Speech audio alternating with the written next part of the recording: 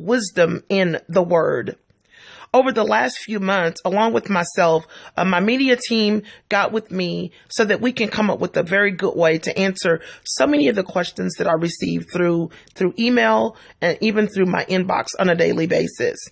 Ask Cyndi Wisdom in the Word was planned with you in mind. We've received well over 100 questions already, and we thought it would be very beneficial to you, the listening audience, that sending the questions in every Friday to put out one of the questions along with the answer so that you can also receive clarity on some things that maybe you're not sure of.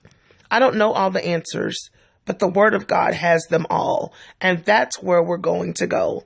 Our first question today comes from a young lady, and she asked, if you know without a shadow of a doubt that a man will be your husband, is it okay to go ahead and sleep with him?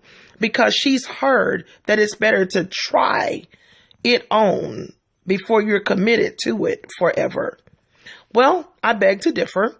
In the Word of God, it tells us in 1 Corinthians 6:18 that we are to flee from fornication, that we are literally to run, to abstain, to turn from the very act of fornication. It is never okay to sleep with someone just from the mere inkling that you all will be married. First of all, the Bible also tells us in Proverbs 18:22 that he that findeth a wife. So the man needs to know that you're going to be his wife. But even with that, that is no free ticket to sin. Another question that was asked was, if you are dating, is it okay to hug and to kiss if you're still trying to remain celibate? I told this person in the book of Song of Songs, chapter 2, verse 7, it says that we are not to awaken or arouse the very desires of love before it's time. As a matter of fact, it reads verbatim, do not arouse or awaken love before it so desires. And so you have to know your limit as a single. You have to know what you can handle. If you can't stand a peck on the cheek or holding hands with your mate, whatever it is, being at their home alone, then don't do it. The best way out is not to get into it. Many of those activities leads to sexual activity, which takes us back to our first question, that we are not to have sex before marriage. There are no ands, no ifs, no buts. The Word of God says it, and there's a reason for it. There are some feelings that we're not supposed to feel until after we've said, I do. That's why marriage is supposed to be such a precious time the night after you have said, I do.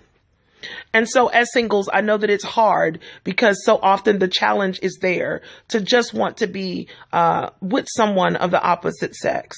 You want to be with them. It feels good to have someone to love you and to be able to love them back.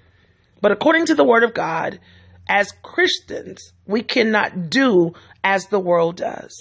We are to present our bodies as living sacrifices, holy and acceptable, which is our reasonable service. So if you have a question, feel free to email me at ask.cyndi1@gmail.com. Every Friday, you'll receive a question and an answer, at least to one of the questions, and I pray that it will be beneficial to your life. Check out the Word of God. Make sure that's what it says. Don't just be a hearer of the Word, also be a doer. You have tuned in to the first segment of Ask Cyndi, Wisdom in the Word. I'll see you on next Friday.